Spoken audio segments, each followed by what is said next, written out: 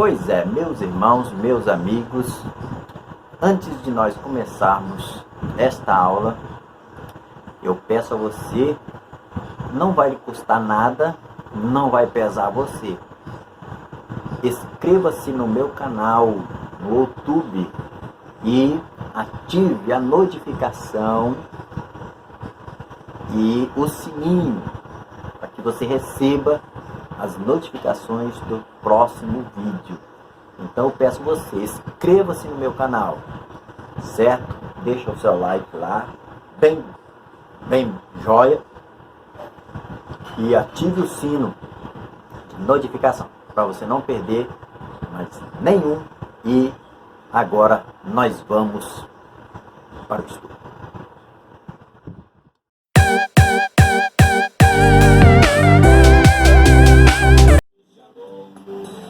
Voltamos então para o terceiro tópico da nossa lição. E aqui no terceiro tópico nós temos aqui o assunto: santidade, Deus exige santidade do seu povo, né? Quero que você tenha paciência, porque é um assunto relevante para nós nos nossos dias de hoje. Em toda a história do povo de Deus, observa-se que ele, para manifestar-se no meio do seu povo, exige plena santidade. Deus espera que seu povo esteja sempre em comunhão com ele, vivendo separado do mal. Você observa que, na época lá que Deus estava guiando o povo de Israel no deserto, ele exigiu santidade. Santificai-vos 3 dias, para que eu faça maravilhas diante de vós, né? E não é diferente nos nossos dias, porque é o mesmo Deus, né? Apesar disso, estamos servindo o mesmo Senhor, do Deus de Israel, né? Primeiro ponto: retornando do cativeiro, Israel separou-se do mal. Separou-se do mal, né? Por isso a bênção de Deus os acompanhou e eles conseguiram construir a construção do templo e reconheceram que Deus fizera esta obra. Primeiro ponto que eles fizeram foram não aceitar a mistura aí junto. Isso Moisés deveria ter feito lá no Egito, mas não fez, deixou o mal acompanhar junto deles, né? E grande prejuízo deu. Aqui eles separaram. Não, você que não é de Israel, você não vai. Vocês vão ficar. Prova que você é de Israel. Prova que você é de uma da linhagem das 12 tribos, que vocês vão. Não conseguiram provar, então não foram, né? Foi simples assim. Não teve chororô, não teve me deixa aí, não. Não foi provado, então não foi, né? Não foi. E Deus abençoou eles e eles reconheceram que Deus fez isso daí, porque Deus abençoou na verdade, né? Segundo, quando Josué se preparou para passar o Jordão, ele disse ao povo: santificai-vos, porque amanhã fará o Senhor maravilhas no meio de vós. Quer dizer, isso não é de agora. Josué também exigiu: santificai-vos. Estava do lado de cá do Jordão, preste a invadir a uma terra que eles tinham recebido por herança. Mas para isso acontecer, era necessário que eles se santificassem. E eles se santificaram, né? Eles se santificaram. E o Senhor, na verdade, fez maravilha, porque abriu o Jordão. Quando o sacerdote colocar a planta dos seus pés, houve uma represa. O rio represou e a água que estava embaixo correu e o povo passou pelo leito do Jordão, né? Pelo leito do Jordão, né? Houve esse milagre. E Deus mandou colocar 12 pedras lá no fundo, tudo organizado para provar que ali a água se abriu, né? Ali a água se abriu, mas teve que santificar o povo para isso acontecer, senão não. Então, o anjo do Senhor visita o acampamento de Israel. Observe bem que negócio interessante. Antes de iniciar a conquista de Canaã, Josué recebeu a visita de um anjo. Josué então lhe perguntou: que diz meu senhor ao teu servo? Josué perguntou. E a resposta que recebeu foi: descalça os sapatos de teus pés, porque o lugar em que estás é santo. Está lá em Josué 5:13-15. Então tem coisa, irmãos, que às vezes nós estamos errando sem saber e muitas vezes errando sabendo, né? Errando sabendo. Porque se Deus exige a santidade, é a santidade, não adianta, né? Não adianta. Você querer viver de qualquer forma, você pode até viver de qualquer forma, mas o Jordão você não vai conseguir passar. Por quê? Porque a água não vai se abrir. Deus não vai abrir o Jordão para você passar, se você continuar vivendo de qualquer forma. Então, se você quiser ter êxito, é melhor você então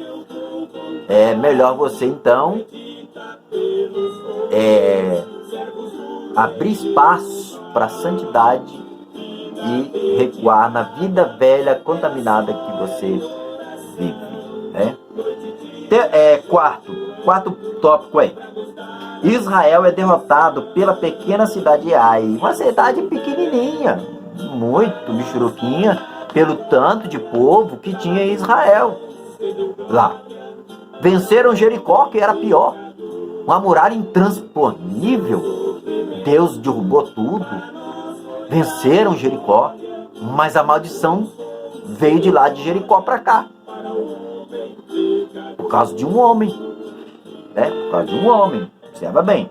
Quando Josué, com o rosto em terra, perguntou ao Senhor o porquê daquela derrota, o Senhor respondeu: santificai-vos para amanhã. Anátema há no meio de vós, Israel, diante dos vossos inimigos não podereis suster-vos, até que tireis o anátema do meio de vós. O pecado descoberto foi desarraigado, e então disse a Josué: levanta-te e sobe a Ai, olha que te tenho dado na tua mão o rei de Ai e o seu povo e a sua cidade e a sua terra. Viu? Vamos atacar Ai. Ninguém sabia da história. Vamos atacar. E atacaram Ai. Morreram muita gente. Morreram muitos soldados valentes de Israel. Uma cidadezinha pequenininha, irmãos. Morreu. E Josué ficou preocupado. Mas por quê? Se Jericó era pior e vencemos uma cidade pequenininha, somos derrotados. E então Josué bate a boca no pó e ora. E ora. Se eu vou aconselhar aqui, você que é pastor de igreja, você que é líder, você que é dirigente, você que é pastor presidente, eu vou dizer para você, se você quer que Deus mostre alguma coisa, é só você colocar sua boca no pó. É só colocar. Porque nos dias que estamos vivendo, você ora, sim, claro que você ora. Mas não está havendo muita revelação assim da parte de Deus. Por quê? Falta sua boca no pó. Baixa a sua boca no pó, para que Deus te mostre o que está acontecendo dentro da igreja. Há muitos e muitos pecados escondidos dentro da igreja. Dentro da igreja. Mas você não sabe. Por que você não sabe? Porque você não bateu a sua boca no pó ainda. E Deus não revelou para você. Se Josué não tivesse baixado a boca no pó, Deus não havia revelado para ele. De forma nenhuma. Não havia revelado. Mas como ele bateu a boca no pó e pediu por que dessa derrota, aí Deus falou: anátema há entre vós. Quer dizer, maldição há entre vocês. Maldição entre vocês. E a Bíblia diz que eles se santificaram. E no outro dia ponharam os soldados em fileira. E Deus falou: manda eles dar glória a Deus. E foi passando um por um. E um dizia: glória a Deus. E outro dizia: glória a Deus. Mas de repente chegou em um que ele disse: dê glória a Deus. E ele olhou: glória a Deus. Não teve coragem de dar glória a Deus. Então descobriu que ali estava a maldição. E o que aconteceu? Ele, mulher e filhos foram apedrejados, mortos, e assim tiraram o anátema do meio de Israel. E Deus então prometeu para Israel: o rei de Ai tem dado em suas mãos. Pode ir que o rei e o povo está nas suas mãos e as suas terras também. Glória a Deus, aleluia. Viu que maravilha? Glória a Deus. Ramanda Sarabacai. Se você quer ter êxodo, se você quer que Deus revela, vai buscar. Vai buscar, baixa a boca no pó, que Deus vai te recompensar. Amém? Vamos lá. Então, Deus exige santificação de seu povo para poder operar no meio dele. Deus exige santificação. Aí tem uns engraçadinhos na igreja, né? Tem uns engraçadinhos na igreja que começa a murmurar e falar: mas por quê que não temos mais operações, não temos mais milagres, não temos mais batismo no Espírito Santo, não temos mais curas, não temos mais salvação de almas? Por quê? O que está havendo? Será que o pastor não está santificando a vida? Será que o pastor não está orando? Joga em cima dos pastores, joga em cima dos diáconos, joga em cima dos presbíteros, evangelista, né? Joga em cima. E é igual acreditado. É igual que Jesus falou para os escribas e fariseus: seus hipócritas. Vocês ficam na porta do templo, nem entrem nem deixem os outros entrarem. Vocês põem uma carga em cima do povo e vocês mesmo não movem uma mão. Aí esse tipo de gente que fica falando, murmurando, né? E fala mal da igreja para outras denominações, lá tá assim, assado. Esquece que o problema está com ele e não com o pastor da igreja. Aí que tá o negócio, né? Esquece que tá com ele, esquece que não está com a dirigente, esquece não estar com a regente, esquece que o problema está vindo dele e não de quem está lá. Josué não estava com o pecado. Ou estava? Josué não estava. Ele era o líder, mas perdeu a batalha porque havia alguém contaminado. E sabe por que muitas vezes a igreja perde a batalha? É porque tem pessoas contaminadas dentro da igreja que interrompem a ação de Deus dentro da igreja. Essa é a verdade. Eu não posso omitir a verdade de forma nenhuma. Se você quiser me ter como duro, você tenha. Mas a verdade é essa. A verdade é essa.